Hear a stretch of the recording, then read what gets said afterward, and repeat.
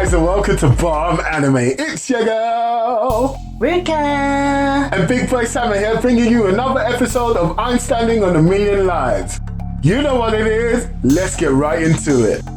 Okay, so the episode picks up where it left off last time with Shindou talking to Yotsuya and telling him about her early life and the fact that she was looking up to this older sister who passed away. And now we found out that she actually was being bullied and she felt that she had no other recourse but to Take matters into her own hands. Yeah.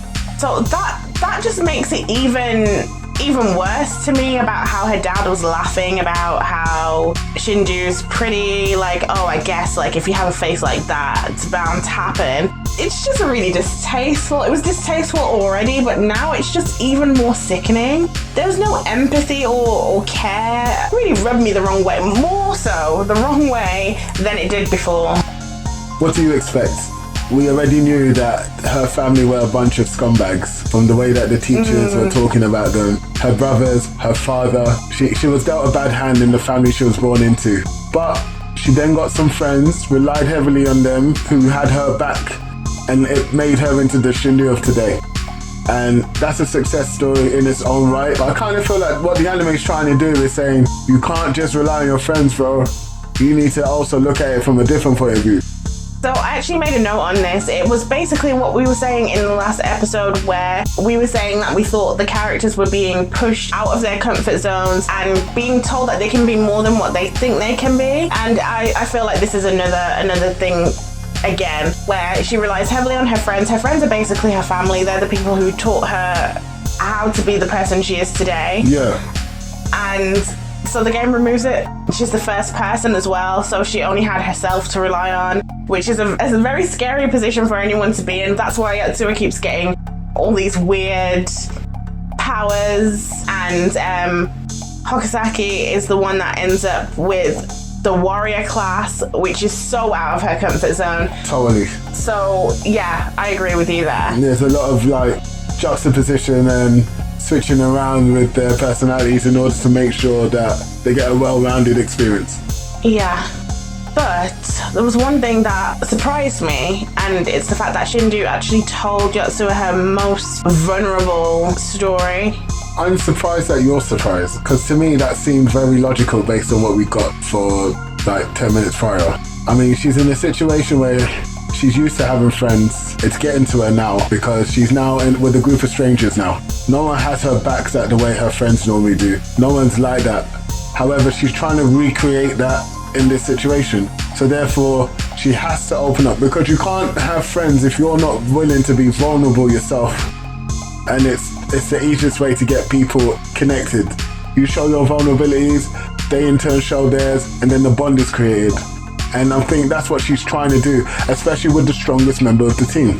That is true, but it did still shock me. I'm not gonna lie, it still shocks me because I feel like there was loads of different ways that she could have got to the same conclusion. To be fair, she didn't really need to say anything, so it has been the one who has been saving everybody's asses time and time again, and he's going to continue down that vein, obviously. So it didn't seem like something that she had to really say to him. She didn't have to tell him about that situation with her dad, because I don't truly believe that she's that vulnerable with the friends that she has. Okay, so you think she chose to be vulnerable with this guy? Yeah, because I feel like she puts up a mask constantly. She's the best at sports. She's the pretty one. Yuka was saying it like, oh, I bet she can get guys to do whatever she wants. And although Yuka was being a nasty it's true. I hate Yuka, sorry. It's true, because of the kind of person that Shindou is. Not only is she pretty, she's genuinely kind. Yeah. She's genuinely nice. She genuinely cares about other people. She's hard not to like, really.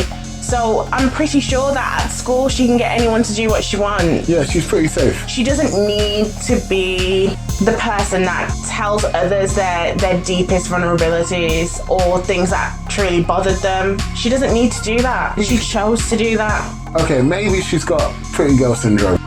Hear me out, guys.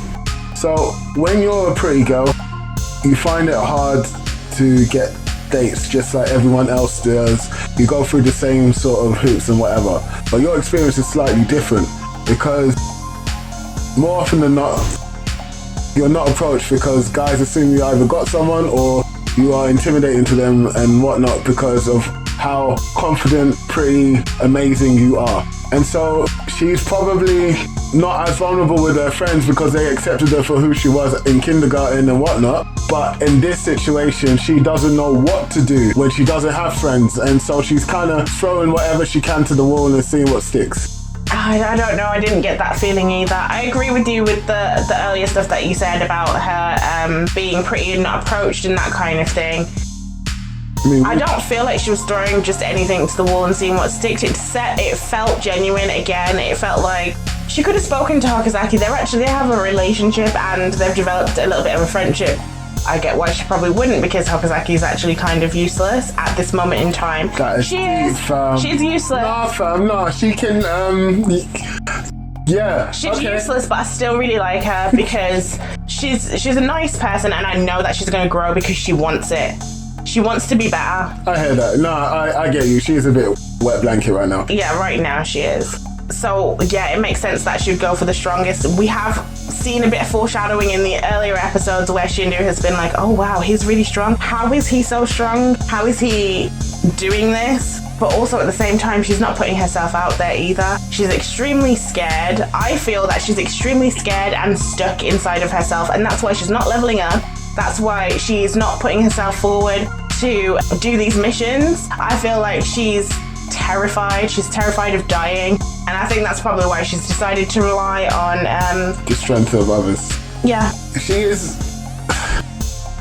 I get that she's scared and stuff, but aren't they all at that age where everything's scary? And I know not everyone that age has been put into a video game and got told that if you all die, you die for real. But they're all out of their comfort zones. Oh, okay, I guess what you're saying is like, yeah, someone might be starving on the streets, but I'm still hungry though, so. Exactly. Yeah. And she's clearly had a very intense fear of death and mortality from the age of 5. That's a really tender age to develop these types of real fears and to realize things like that. A lot of 5-year-olds don't realize things like that. They're playing with toys. They're crashing cars into cars. They're climbing things. They're not thinking. They're not thinking, oh my gosh, I could really die. Yeah. My life could be over. And not only that, they took her to the funeral and took her to the coffin.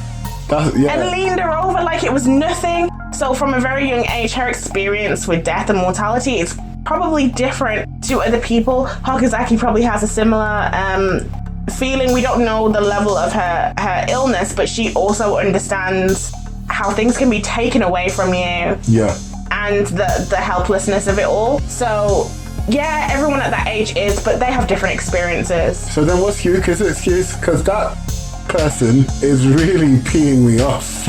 With Yuka, they need to give us a backstory on her very, very fast, because right now I feel like I do not like her and I never will. She's judgmental, she's nasty.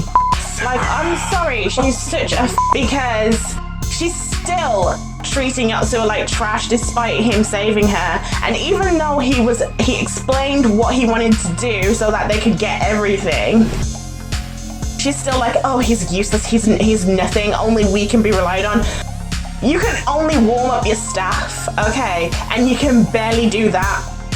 Know yourself, settle yourself, fam. She's just nasty. She's just a nasty, nasty person. At first, I had a slither of hope for her because I was thinking, okay, I can kind of understand. She's being bullied. She's trying to make sure she's not a target. She's probably had some bullying in her past or something like that, and she's trying to avoid it, but there's no excuse for this. Talking about him in this nasty way for no reason. You don't know him. You haven't tried to get to know anyone, actually, that's here in this group. You haven't tried to get to know anyone. You decided that you were going to eavesdrop on Shindou's conversation and then try and use it against Yotsuya. For what reason? I mean, Yotsuya came up, like, no offense, like, his plan was perfect. I will go and do the heavy lifting. You two go and save the other one. We all meet back. We've got time to spare because it's a time mission. And not just the time mission. He is the strongest out of all of them. Yeah. He has the highest number of abilities, he has the most skills, he has the highest level, so out of all of them, he has the best chances of actually doing this tournament and they would be better off trying to save Shindou. At least everyone wouldn't die at the same time, and it just makes the most logical sense. Why she couldn't see that is beyond me. I think she's still thinking it's Fantasyland, and she's just,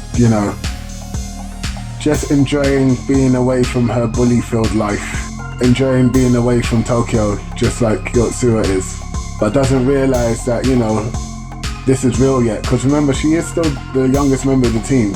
She's probably still just getting to grips with the fact that, this is actually life and death. This is real. But the thing is, she's a bully herself. I saw this in the previous episode, and then again in this one.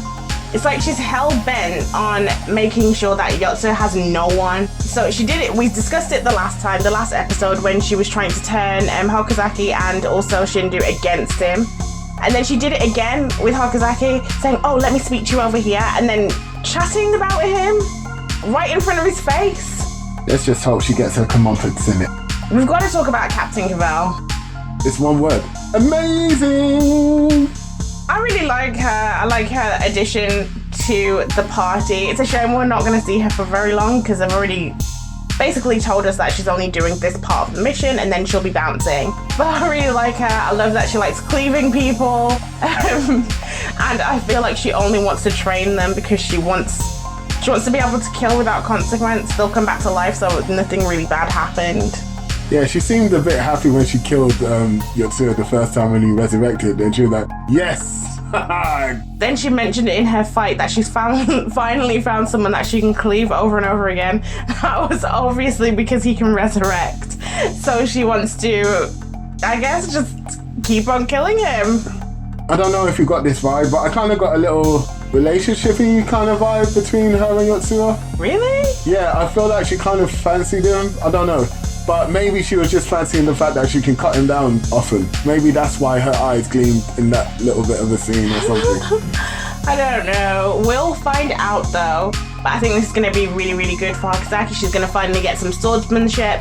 And we will see if what she actually said about wanting to improve is real. To be honest, if she gets this training as well, it'll boost her confidence. And her stats. Yeah, well, and definitely her stats. But it'll boost her confidence, make her actually willing to be the frontliner. Because no offense, she's supposed to be the vanguard, and the two majors are supposed to be the backup. And Yotsuya is the wild card because his abilities are wrong. I mean, if you ever played MMOs, that's literally how the parties are set up so that you can deal with most situations. And they've got the classes, just no one has the skills or the ability to do the stuff. And Yotsuya's carrying too many roles on his shoulder. I guess that's why he's got such a varied role. His new role of creature wizard is actually fantastic. I feel like he could be a beast tamer. Obviously, he's got the persuasion as well, so he can make people think things. But it also says it can be increased and decreased. So I feel like his abilities can be used in gambling as well. Maybe that's where my head's at. They have an issue with transportation, right? Right. So can't you make beasts take him there? That's what I'm saying. He could tame beasts, he could get pet. There's a lot of room to move here. And I think it's because he didn't really understand what his abilities could do. He's a thinker in the moment. Yeah, he's like Asta. Asta seems quite stupid usually, but in battle, yeah. that mind is just amazing. Sharp. Very quick.